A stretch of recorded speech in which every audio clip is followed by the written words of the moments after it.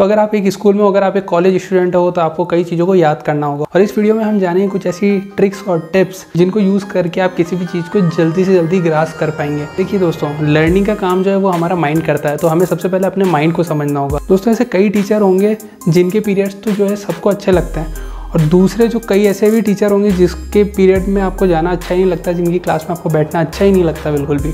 तो वो ऐसा इसीलिए होता है दोस्तों क्योंकि कुछ टीचर जो होते हैं वो बच्चों की स्किल्स के ऊपर फोकस करते हैं, बच्चों को सही में कुछ चीज़ समझाना चाहते हैं, और ये चीज़ कहीं ना कहीं वो बच्चा जानता है क्या यूज़फुल है और क्या नहीं। और दोस्तों ऐसे भी कई टीचर्स होते हैं जो कि पढ़ाने नहीं, सिर्फ स्कूल में पैसे कमाने के हिसाब से आते हैं, और वो चीज़ें बच्चों को भी पता होती है कि यार ये हमारे यहाँ पे आए हैं तो हमें पढ़ाएंगे तो है नहीं।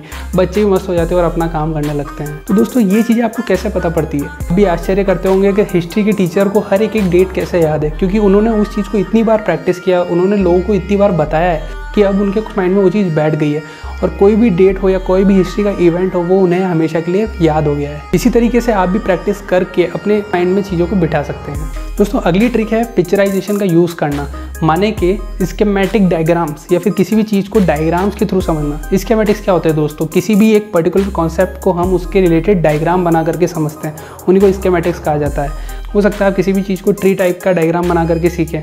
मान लीजिए आपने कोई भी चीज़ पढ़ी, अब आप उसको वापस से मत देखिए, अब आप उसको क्या करिए, अपने दिमाग में रिवाइज करिए कि आपने क्या चीज़ पढ़ी है। जितनी आपको आती है, जो वर्ड आपके दिमाग में आ रहा है, चाहे वो कैसा भी हो, आप उसको एक पेज पे लिख लीजिए। अब आप एक ट्री बनाइए, जिस भी कॉन्सेप्ट को आपने पढ़ा है उसका एक ट्री बनाइए, उसको बीच में लिखिए और फिर उसकी ब्रांचेस धीरे धीरे बनाइए। फिर आपको धीरे धीरे अच्छे से याद आएगा कि किसी वर्ड को मैंने उस कॉन्सेप्ट से कैसे रिलेट करना है, और इसी की तरीके से साथ एक ट्री डायग्राम बन जाएगा, और वो जो पर्टिकुलर कॉन्सेप्ट होगा वो आपके माइंड में हमेशा के लिए फीड हो जाएगा। तो इसी तरीके से आप किसी भी चीज़ को एक डायग्राम बना करके, एक स्कीमेटिक डायग्राम बना करके सीख सकते हैं। दोस्तों हमारे ब्रेन में बहुत सारे न्यूरल नेटवर्क्स होते हैं जिन्हें साइनेप्सिस कहा जाता है। अब ये कॉन्स्टेंटली चेंज होते रहते हैं। अब दोस्तों हमारा काम ये है कि हमें इन्हें कैसे हैक करना है। हम इन्हें तभी हैक कर सकते हैं, हम इन्हें तभी अच्छे से काम करा सकते हैं जब हम किसी भी चीज़ को अच्छे से प्रैक्टिस करें। किसी भी चीज़ को अगर हम कंसिस्टेंटली रिपीट करते रहें तब जा करके हमारे जहन में वो चीज़ अच्छे से उतर जाएगी। और यही एक तरीका है अपने ब्रेन को अच्छे से एक पर्टिकुलर पाथ पे चलाने का, किसी भी चीज़ को याद करने का। दोस्तों अगला मेथड है किसी भी पैटर्न को ब्रेक करने का। मान लीजिए कोई भी काम है वो आप बचपन से करे जा रहे हो, लेकिन आप जो उसको कर रहे हो एक पर्टिकुलर तरीके से, मान लीजिए आप जो ब्रश करते हो वो राइट हैंड से करते हो। अब आपको कभी कभी ट्राई करना है कि अपना लेफ्ट हैंड को मैं कैसे यूज़ करूँ ब्रश करने के लिए। जी हाँ दोस्तों, ये सुनने में काफ़ी अजीब लग रहा होगा, लेकिन अगर मान लीजिए आप राइट हैंड से लिखते हो तो कभी कभी ट्राई करो आप लेफ्ट हैंड से लिखो। दोस्तों कभी कभी ट्राई करो आप लेफ्ट हैंड से खाना खाओ अगर आप राइट हैंड से खा रहे हो। तो इस तरीके से जब हम अपने पैटर्न्स को तोड़ते हैं तब भी जो हमारे ब्रेन के वो सेल्स होते हैं जो कि अभी तक यूज़ में नहीं आए होते हैं वो एक्टिवेट होते हैं, और इसी तरीके से हमारा brain as compare to other powerful बनता है। और दोस्तों इसी तरीके से आप अपनी ब्रेन की पावर को मैक्सिमम यूटिलाइज कर पाओगे। दोस्तों अगली जो मेमोरी एक्सरसाइज है वो है closing your eyes while doing any task. मान लीजिए आप अपने रूम से उठ करके किचन में जाते हो, तब आप आंखें खोल के चलते हो। अब एक बार आप ट्राई करिए कि आप आंखें बंद करके चलें।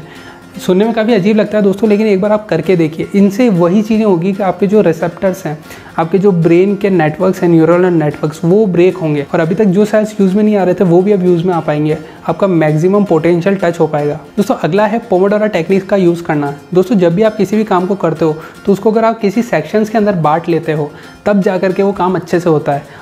पीरियोडिक ब्रेक लेने से किसी भी काम के बीच में उस काम को करने की जो एफिशिएंसी होती है वो बढ़ जाती है दोस्तों। और यहाँ पे आपको वही करना है।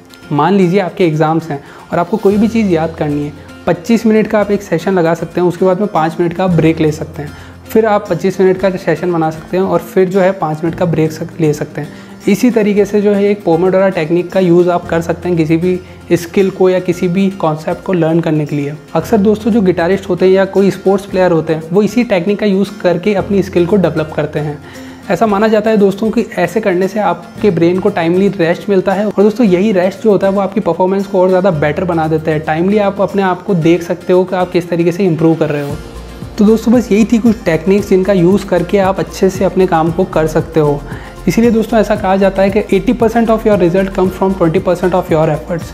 जी हाँ दोस्तों, अक्सर ऐसा कहा जाता है कि 80% जो रिज़ल्ट है आपका वो 20% ऑफ एफर्ट से ही आया है। तो इसी के साथ दोस्तों इस वीडियो को मैं एंड करना चाहूँगा और विदा लेना चाहूँगा आप सभी से। दोस्तों बस यही था आज का एक छोटा सा वीडियो। अगर आपको वीडियो अच्छा लगा हो तो इसे लाइक ज़रूर करना, शेयर करना अपने सभी दोस्तों के साथ, and subscribe to EK Holistics। Thanks for watching.